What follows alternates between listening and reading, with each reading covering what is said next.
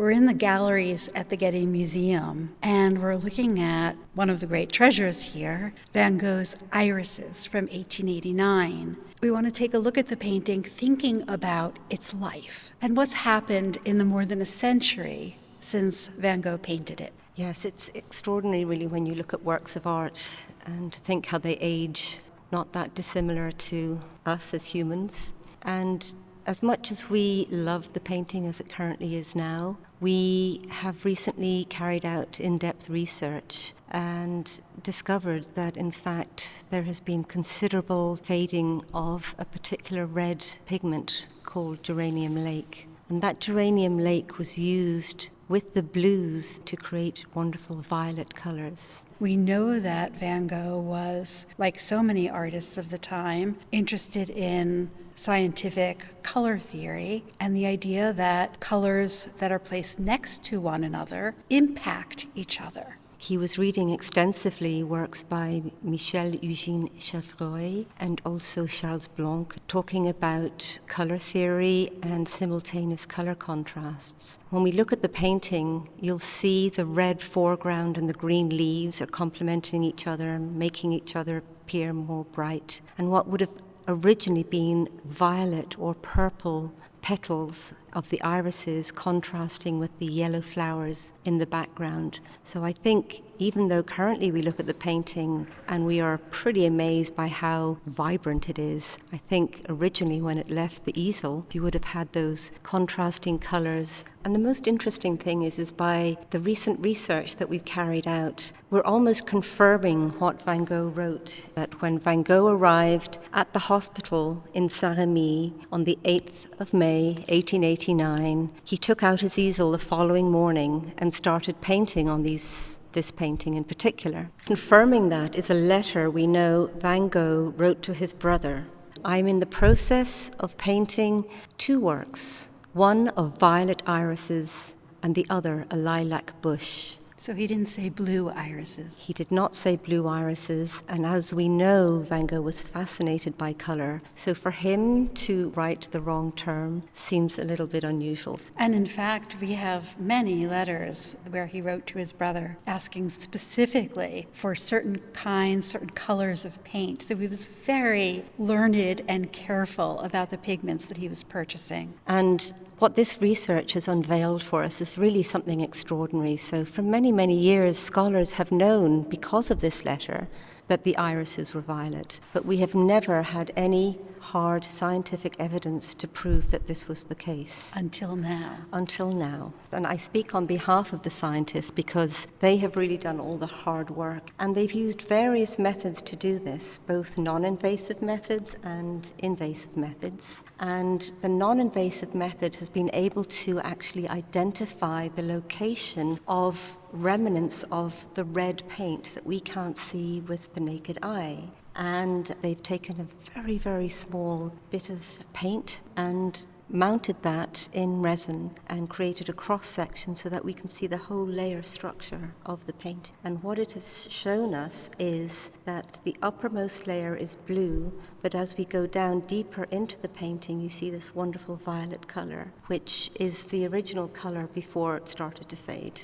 Van Gogh is sitting amongst the irises in the garden at Saint-Rémy, this place where he has voluntarily gone to take care of his mental health. And he's painting what's available to him. He's painting the irises in the garden, and he sits down among them, and he mixes this geranium lake red and blue to make violet, to make purple. And that geranium lake paint has faded and left only the blue.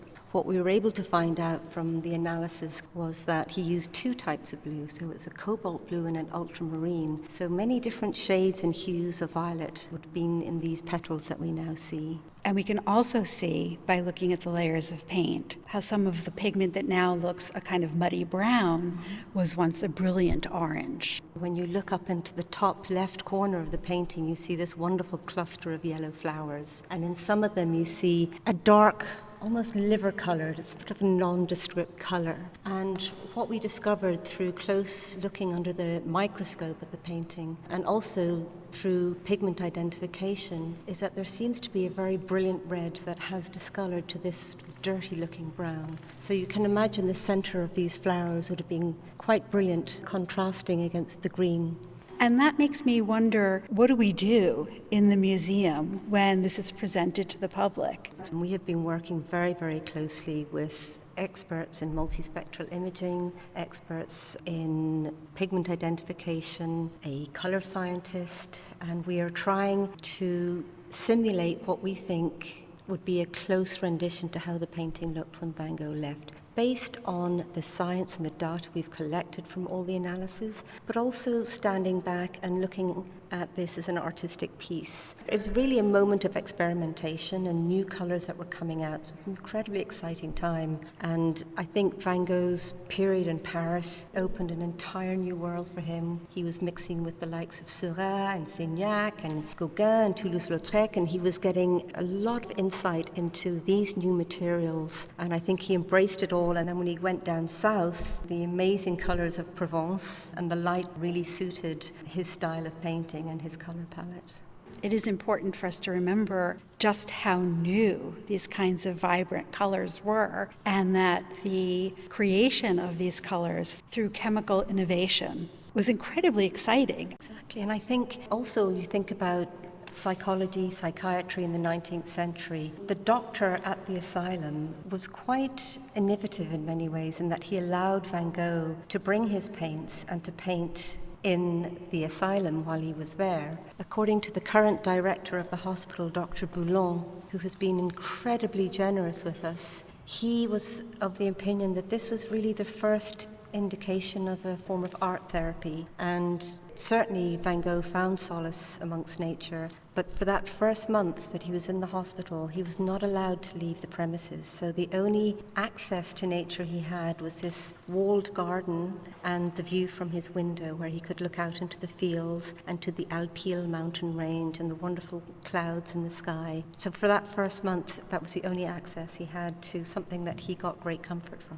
There's something really poignant to me about the way that these colors have changed over time, and also the way that flowers bloom, and as they're blooming, one is filled with the sadness of knowing that they're fugitive and ephemeral, and combining that with this first week or two in the hospital where he's gone to try to feel better. It's really moving to stand in front of this painting and think about its life over time.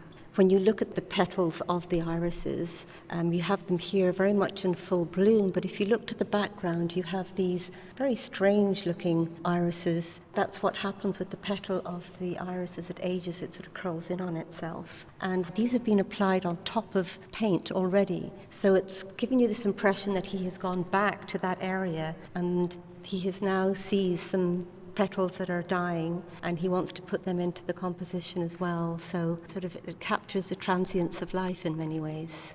And so we can see where he's painted on top of wet paint, and we can see the way that one color merged in with another. And colors are such joyful things in some ways. One almost can imagine him relishing the application of these beautiful colors onto this canvas. I think he would have got great joy from doing that, and I think the joy that it passes on over generation and generation is extraordinary. I mean, even when you look down at his signature, you know, he has actually gone back to his signature and strengthened his name. If you can imagine these were more violet, the signature would stand out an awful lot more. So it will be interesting to see how that comes out in the color reconstruction that we're working on. I have a greater sense of him, not the Van Gogh of an idea, but a real person who was ill, who is seeking healing and solace in this part of the garden. And that he was allowed to paint, that he was allowed to find comfort through art. And it's an interesting little story in that what brought us, myself and my colleague Catherine Patterson, the scientist, to the garden and to this hospital was that we found embedded in the paint something that looked like plant material. We reached out to Dr. Boulon, who very generously invited us to come to the garden, where we found all over the floor of the garden pollen cones that belong to what we believe is the umbrella pine tree. So really it was that tiny little seed that brought us to the garden that then enabled us to see these irises in their pure violet colour as Van Gogh would have seen it. And I can only speak for myself, but I think both Catherine and I felt this overwhelming sense of place and tranquility.